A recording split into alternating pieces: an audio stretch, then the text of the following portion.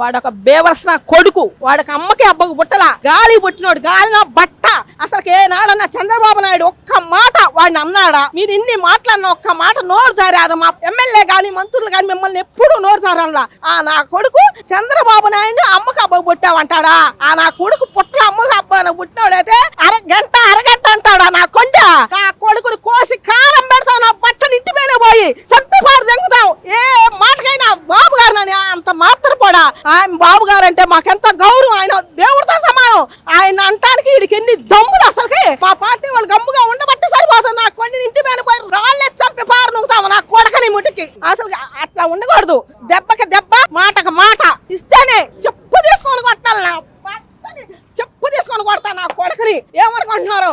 ఆడవాళ్ళం చాలు, ఆడవాళ్ళు అందరూ టీడీపీ ఆడవాళ్ళం అందరూ పోయి గమ్మే ఉంటా. నా కొడుకు పీసు కూడా దొరకడు. ఏమనుకుంటున్నాడు? మా బాబు గారు అంటాడు నా కొండ చంపేస్తాను నా బట్టని.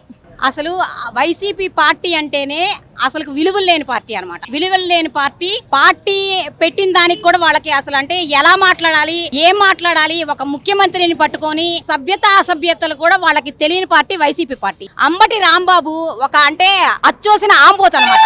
రోడ్డు మీదకి బరితెగించి రోడ్డు మీద తెగ తిరుగుతున్నాడు అనమాట. వాడిని కనుక మాకు కళ్ళకి కనిపిస్తే నడి రోడ్డు మీద మేమే నాలుక చీరి పడేస్తాం.